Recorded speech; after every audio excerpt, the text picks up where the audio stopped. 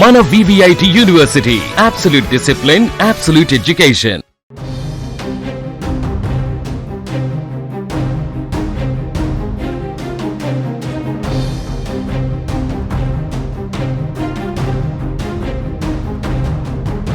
అదే సాయి కృష్ణ మిస్సింగ్ కేసును అత్యంత ప్రతిష్టాత్మకంగా తీసుకున్న ప్రత్యేక దర్యాప్తు బృందం సుదీర్ఘ విచారణ తర్వాత సంచలన విషయాలను ఇప్పుడు కోర్టుకు సమర్పించినటువంటి రిమాండ్ రిపోర్ట్లో పొందుపరిచింది.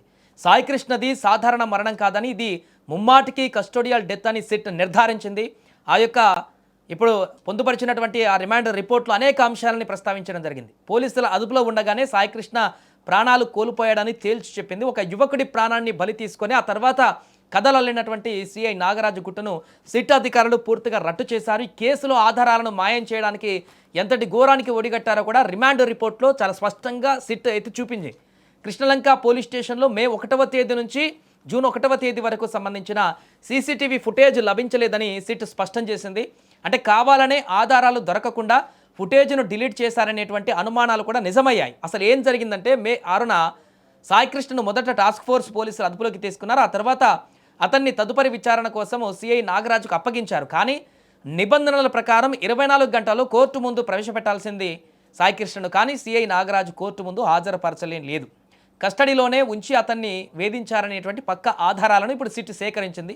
ఈ ఘోరానికి ఒడిగట్టిన సిఐ నాగరాజును సిట్ అధికారులు సెకండ్ ఏజీఎం కోర్టులో రిమాండ్ రిపోర్ట్లో సిట్ సమర్పించినటువంటి పక్క ఆధారాలు, కస్టడియల్ డెత్ నిర్ధారణలను పరిశీలించినటువంటి న్యాయస్థానం సిఐ నాగరాజుకు 14 రోజుల రిమాండ్ విధించింది.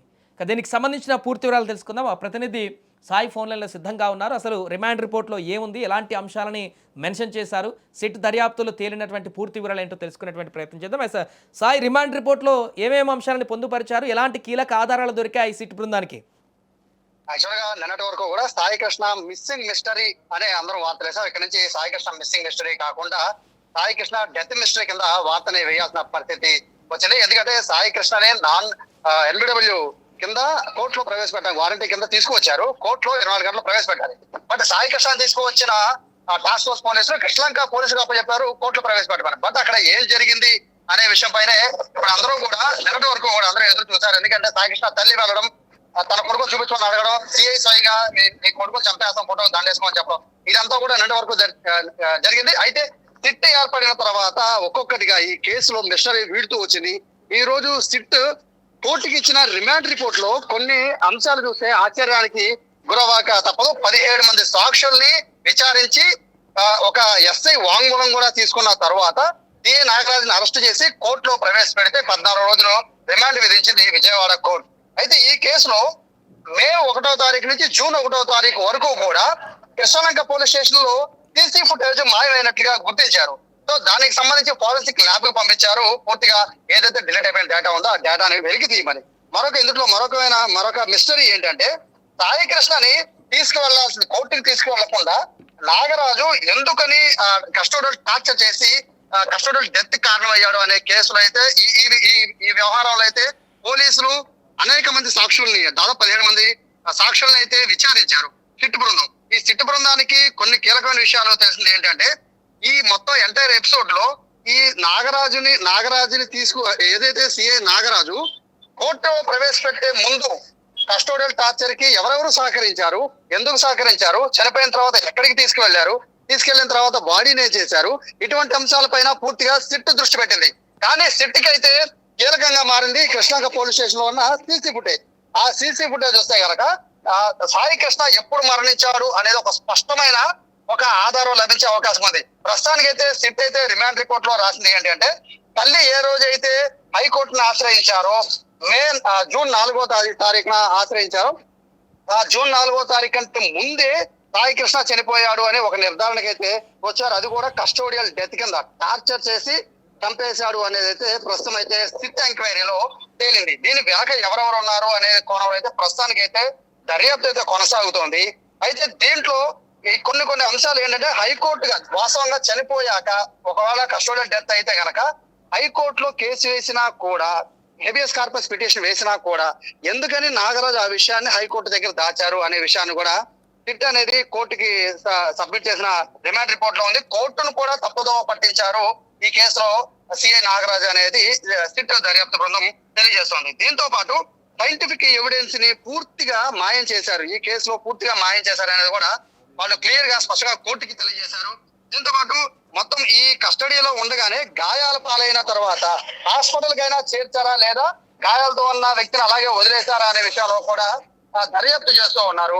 ఇందులో కీలకంగా ఉన్న ఏదైతే సాయి కృష్ణ కుటుంబ సభ్యులు చెప్తున్నారో 8 మంది ఈ కేసులో ఉన్నారు, స్టేజ్ సిబ్బంది అంతా అని. సో వాళ్ళ పైన ఎటువంటి విచారణ జరగబోతోంది, వాళ్ళను కూడా ఈ కేసులో ఇంప్లీట్ చేస్తారా, వాళ్ళను కూడా ఈ కేసులో నిందితులుగా చేరుస్తారా లేదా అనేది త్వరలోనే తెలిసే అవకాశం ఉంది. మొత్తం ఏదైతే సిట్ ఏర్పడిన 3 రోజుల్లోనే ఈ కేసుకు సంబంధించి సాయి కృష్ణ మిస్సింగ్ కాదు, సాయి కృష్ణ కస్టోడియల్ డెత్ అనేది అయితే ఒకటైతే కన్ఫర్మ్ అయింది. సో కస్టోడియల్ డెత్ తర్వాత సాయి కృష్ణ మృతదేహం ఏమైంది అనేది ఇప్పుడు అందరినీ కూడా క్వశ్చన్ మార్క్ కింద చూపిస్తోంది. సో సాయి కృష్ణ మృతదేహం నిన్న అధికారులు నాగరాజు సాయి పోలీస్ కస్టడీకి తీసుకునే అవకాశం ఏమైనా ఉందా? సిఐని మళ్ళీ కోర్టుకి ఇప్పుడు రిమాండ్ విధించిన తర్వాత వాళ్ళు రిమాండ్ విధించారు కాబట్టి రేపు పిటిషన్ వేసే అవకాశం ఉండొచ్చు. ఎందుకంటే నిన్న నాగరాజు సిట్ బృందంతో దాదాపుగా 5 గంటల సేపు నాగరాజుని సిట్ బృందం ప్రశ్నలు వేసింది. ఆ ప్రశ్నల్లో పర్సనల్ విషయాలు తప్ప, అంటే నాగరాజు పూర్తి పేరు కానీ లేకపోతే నాగరాజు ఎక్కడ ఉంటున్నారు కానీ నాగరాజు పోస్టింగ్ కానీ వీటి గురించి మాట్లాడిన నాగరాజు, బట్ ఈ కేసు విషయాలకు వస్తే ఎక్కడా కూడా నోరు మెదపలేదు అనేది ఒక సమాచారం వస్తోంది. ఈ సాయి కృష్ణని ఏం చేశారు అని కానీ, సాయి కృష్ణని చంపేశారా అని కానీ, కొట్టారా అని కానీ, సాయి కృష్ణ అసలు ఏం జరిగింది, సాయి కృష్ణ మీ కస్టడీలో ఉన్నారా అని కానీ ఇవన్నీ కూడా ఏది కూడా నోరు మెదపలేదు. కనీసం టాస్క్ ఫోర్స్ పోలీసులు సాయి కృష్ణ మీకు అప్పచెప్పారా అంటే కూడా ఆయన సమాధానం చెప్పలేదు. కానీ వాళ్ళు సాక్ష్యాలు చూపించారు. టాస్క్ ఫోర్స్ పోలీసులు ఎండార్స్ చేసిన ఒక లెటర్ ఉంటుంది. అంటే ఏ టాస్క్ ఫోర్స్ పోలీస్ అయినా కూడా ఒక ఎవరైతే నాన్ బెయిలబుల్ వారెంట్ కింద వాళ్ళు వారెంట్ ఇష్యూ అవుతుందో వాళ్ళు తీసుకొచ్చిన క్రమంలో సంబంధిత పోలీస్ స్టేషన్ కి అప్పచెప్పి ఒక ఎండార్స్ చేస్తారు. ఆ ఎండార్స్ అయితే ప్రస్తుతం టాస్క్ ఫోర్స్ పోలీస్ దగ్గర ఉంది. సో ఉంది కాబట్టి మీరు తప్పించుకునే పరిస్థితి లేదు అన్నా కూడా నాగరాజు నుంచి సమాధానం లేనట్టుగానే తెలుస్తోంది. సో ఏ ప్రశ్న అడిగినా కూడా మౌనం మాత్రమే నాగరాజు సమాధానంగా తెలిసిన నేపథ్యంలో ఖచ్చితంగా ఈ పోలీస్ కస్టడీకి అడిగే అవకాశం ఉందని మాత్రం ఈ మొత్తం ఈ కేసులో చూస్తుంటే అర్థమవుతోంది. బట్ అది రేపు వేస్తారా, ఎల్లుండి వేస్తారా కస్టడీ పిటిషన్ అనేది చూడాలి. Right, thank you Syed. ఈ ప్రస్తుతానికి సిఐ నాగరాజుకు 14 రోజుల రిమాండ్ విధించింది కోర్టు. అంతేకాకుండా ఈ యొక్క రిమాండ్ రిపోర్ట్లో అనేక అంశాలని సిట్ బృందం అందులో మెన్షన్ చేసింది. అంటే ఇప్పటివరకు ఇది కస్టోడియల్ డెత్తా లేకుంటే మిస్సింగ్గా రకరకాలుగా వచ్చినటువంటి ఈ యొక్క ప్రశ్నలకి కంక్లూజన్ ఇస్తూ రిమాండ్ రిపోర్ట్లోనే చాలా క్లియర్గా ఆ యొక్క సిట్ పోలీస్ బృందం అంతా కూడా దర్యాప్తు చేసిన ప్రాసెస్లో పక్కాగా ఇది కస్టోడియల్ డెత్తే జరిగినటువంటి ప్రాసెస్, ఇది ఉద్దేశపూర్వకంగా సీసీ ఫుటేజ్ని తీసేయడం కానీ పూర్తిగా ఆ వివరాలన్నింటినీ కూడా ఆధారాలతో సహా ఆ యొక్క రిమాండ్ రిపోర్ట్లో మెన్షన్ చేయడంతో ఇంకా నాగరాజు సిఐ నాగరాజు ఇప్పుడు రిమాండ్కి విధించినటువంటి సందర్భంలో అతను సాయి కృష్ణ ఎవరైతే ఉన్నారో అతను డెత్ అయ్యాడు అనేటువంటి విషయం అయితే ఈ యొక్క రిమాండ్ రిపోర్ట్లో క్లారిటీ మనకు అనిపిస్తుంది. మరి కస్టడియల్ రిమాండ్కి తీసుకుంటారా, కస్టడీకి తీసుకొని ఏమైనా మళ్ళీ విచారణ చేస్తారనేది వేచి చూడాలి.